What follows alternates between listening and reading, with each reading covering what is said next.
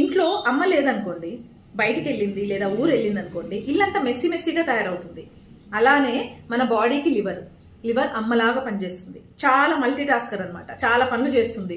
Sugars ని break down చేస్తుంది, fats ని బ్రేక్ డౌన్ చేస్తుంది, మనకు బెల్లీ ఫ్యాట్ రాకుండా కాపాడుతుంది, మనకి టాక్సిన్స్ బయట నుంచి ఇచ్చే టాక్సిన్స్ ఉంటాయి కదా, అవి ఫిల్టర్ చేయడానికి హెల్ప్ చేస్తుంది, ఇమ్యూనిటీని బూస్ట్ చేస్తుంది, దాంతో పాటు డైజెషన్ ని బాగా అయ్యేటట్లు చేస్తుంది, అండ్ మనం ఇచ్చే ప్రోటీన్ అండ్ విటమిన్స్ ని స్టోర్ చేయడానికి కూడా హెల్ప్ చేస్తుంది లివర్. మెయిన్ గా ఆల్కహాల్, స్మోకింగ్ ఇలాంటి హ్యాబిట్స్ మాత్రం చాలా పాడు చేస్తాయి లివర్ని.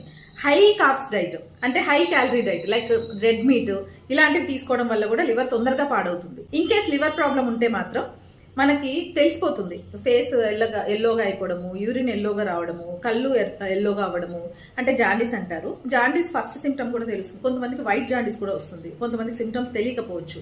ఇన్ని చేసే లివర్కి మనం ఏమి ఇవ్వాలి? డీటాక్సిఫికేషన్ జరుగుతూ ఉండాలి. ఎప్పుడు కూడా మైల్డ్ గా ఉండే ఫుడ్ తీసుకుంటూ ఉండాలి.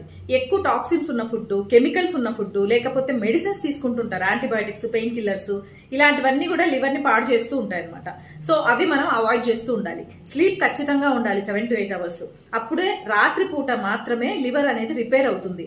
కొంతమంది నైట్ షిఫ్ట్లు చేస్తుంటారు, వాళ్ళకి లివర్ ప్రాబ్లమ్స్ వచ్చే ఛాన్సెస్ చాలా ఎక్కువ. ఫ్యాటీ లివర్ ఇప్పుడు కామన్ గా వచ్చే ప్రాబ్లం. సో జాగ్రత్తగా ఉండాలి.